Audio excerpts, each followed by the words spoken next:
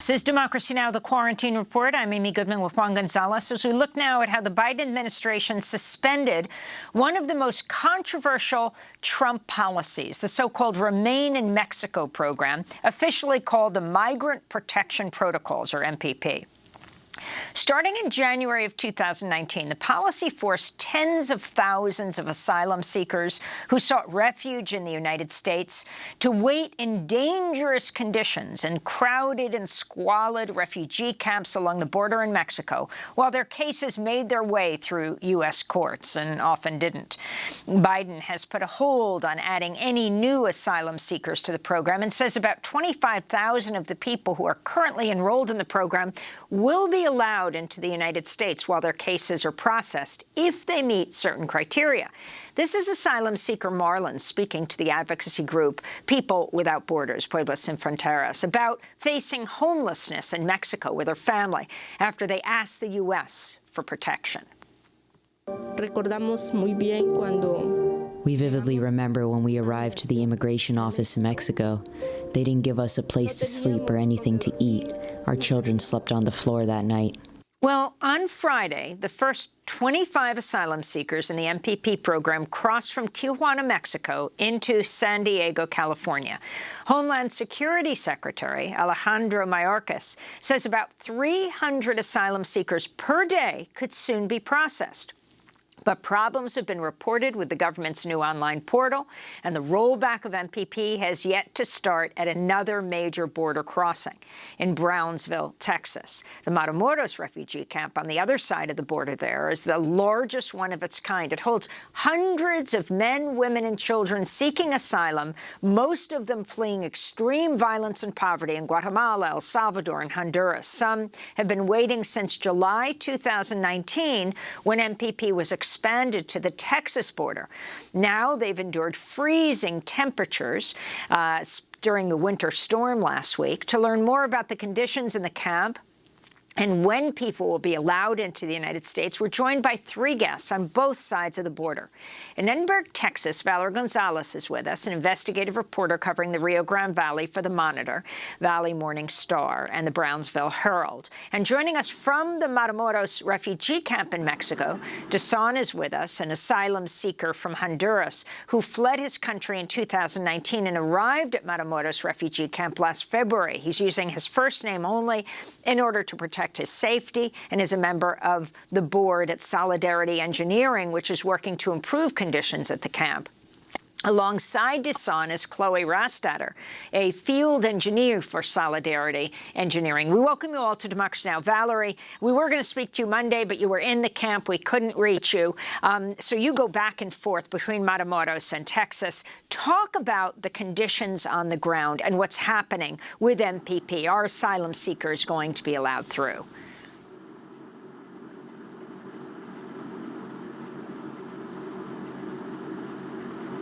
Valerie, were you able to hear? My question to you was, talk about the conditions on the ground in Matamoros, in these refugee camps, and how the MPP program is now moving forward with Biden reversing Trump's policy. Sure, I can talk about the conditions. I apologize for problems hearing the question. So the conditions have shifted over the time as MPP started. It started with people just sleeping close to the bridge at the immigration office or outside of it. In the beginning, there was a couple of women who were pregnant and they were sleeping under a desk that was outside. Then they were sleeping under a roof that was kind of open, and you could see it as you were going through the bridge. And then that shifted over into the plaza. Right before you cross the border, there is a plaza, and people were just kind of sleeping outdoors in tents, and it was pretty disorganized. Then it became a little bit more formal when people started just bringing more tents, and there was a lot of nonprofits and organizations who were helped on the U.S. side and also on the Mexican side. And that slowly became a larger camp. And right by the plaza, on another side of the fence, there is a fence that divides the plaza from a lateral park. They started pushing them that way, so the public could use the plaza again. And so that area is where they've been living at. Those who have remained by the plaza, and there's been many who have left. At some point, the camp was in the thousands, about 2,000, I believe. And now, as of the census that was taken about a week ago, there were 350 families, about 750 people, and they were living in, and they are living in tents, and you could just see different kinds of materials that are strung together to try and protect them from the weather. It was particularly difficult last week when we had frigid temperatures. I was out there with them overnight for one night, and it was challenging to see how they kept warm and how they kind of got going again in the morning. The water was hard to use. If you wash your hands, it would feel like it was burning your hands because it was just so cold. And but people are very resilient there. They have been adapting to all the different kinds of challenges that they face.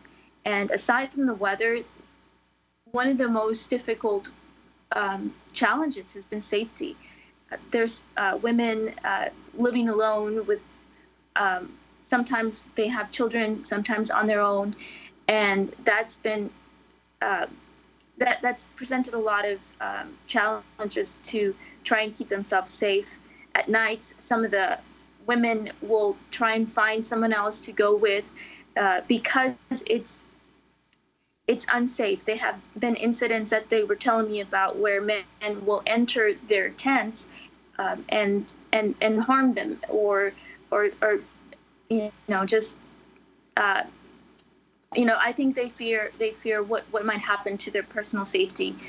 Thankfully, the woman that I spoke to had not been assaulted in any way, but there had been an attempt, a man who tried to enter her tent, and she made a lot of noise. She called a neighbor, and she was able to find safety. But that is something that is a daily challenge.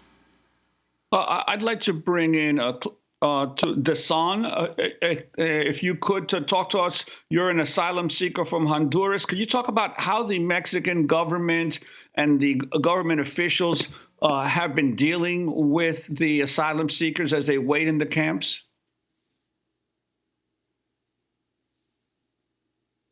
Well, good morning. This has been a very challenge for each one because the government over here really have been the most help to us. Most of the time we have been approached for have been using really a strong way to direct ourselves. Our life was really feeling that we was getting the help we were needed for, and sometimes that we was looking for the help for. Yeah, and to kind of echo what Dison says, we've got. I also just want to say that our guests in Matamoros in the camp are wearing masks, so everyone should listen carefully. And Chloe and Dison, when each of you speak, if you could move toward more the middle of the screen, I think it'll be easier to hear you as you sit side by side. Yeah, so as Dison was saying, we've gotten very little government support on the ground with this transition. There was extreme cold in the camp this past week. The power outages highly affected both the implementation of the website and the communication between the organizations and asylum seekers. So there's been a lot of questions. People were supposed to start crossing on Monday from the camp. That hasn't happened. We're not sure when it's going to happen. The lawyers don't know when it's going to happen. They say MPP is over, but there's a camp of 1,000 people still here, and there's 65,000 people who have been affected by this inhumane policy. And in terms of the many people who are no longer in the camps, who originally applied and are for asylum, but perhaps are no longer waiting in the camps. Is there going to be any attempt to try to relocate them, either by groups, by civil society groups, or by the government itself, as far as you can tell? Yeah, so there are efforts. It's quite complicated because people have been living in these conditions for 2 years. A lot of people have opted out to go home. A lot of people have crossed into the U.S. A lot of people have disappeared and nobody knows where they're going. On top of that, although MPP is over, Title 42 is still being enacted. So we're seeing effects of large migration, specifically in the Haitian population, but but also with people from Central America as well. They're coming to our border. They're getting stuck at the border in really dangerous conditions. It's essentially stopping migration right at our border, causing a humanitarian crisis that can't be addressed by who we have on the ground now, because we have organizations who have been working with the people under MPP for 2 years. People have been living in absolutely terrible conditions in extremely dangerous locations that are hard to reach for aid organizations. And then you have a huge influx of deportees coming in, and you have a huge influx of new migrants who are trying to come and cross, but are being denied because of Title 42. Chloe, just to understand, you said a huge number of deportees coming in. You mean people being deported from the United States, although the Biden administration says they're no longer doing that. Yes, exactly. We're seeing deportees, and actually the deportations that we're seeing right now, at least at the Mexico border, is just it's perpetuating the cycle of violence at the border, because a lot of the deportees are actually people who came to seek asylum and ended up being stuck at the border for so long in conditions that they could not stay longer at, cross into the U.S., and then get deported right back where they started. And once someone gets deported, they lose a lot of rights and they lose access to services. Yeah, I wanted to ask Valerie Gonzalez. You've been reporting on both sides of the border. Could you talk about the community opinion on the U.S. side of the border about the continuing problems in terms of asylum seekers seeking to come in? Because obviously there's been a lot of attention since the last election that there was a rise in Trump voters along the counties in the Rio Grande Valley. I wonder if you could talk about public opinion on the U.S. side, even among, obviously, it's a largely Mexican American community on the U.S. side. Yes, that was something that I think caught a lot of people off guard, was the amount of support that the previous president had along the border. And it's obviously still there. The reasons, though, are different than what many may have suspected. For example, immigration is an issue that I think a lot of politicians believe that Mexican American voters are concerned with, and they are to some extent, but largely the people that were voting for President Trump were people who were concerned about their jobs, who were concerned about the oil field. That's what they were telling the Republican chair in Stark County, where they voted with the greatest margin difference from the previous presidential election to this one. They didn't turn the county red, but they were very close. They also had significant gains in Hidalgo County, which is the most populous county along the Rio Grande Valley border. And people are concerned about their jobs. They're concerned about just making sure that they have enough money to bring food home and sustain their families. And immigration was important, and the border wall was an issue that a lot of people along the border are affected by, but are not equally concerned with. There are some people who are ardently opposed to it, and there are some ranch owners who work with the government and cooperate. But the perception of those on the other side, I think that they'll sympathize a lot with the people who are stuck in Matamoros, because we all know how dangerous it is to cross into Mexico, and it's particularly more unsafe if you are an immigrant. If you are suspected to be there and are not from the community, then it's a whole lot more dangerous for you because you are preyed upon. But I think we all understand along the border that it's different on the Mexican side. But initially, when MPP started, I talked to the city manager for Brownsville and asked him what he thought about what the effect might be to a city along the border.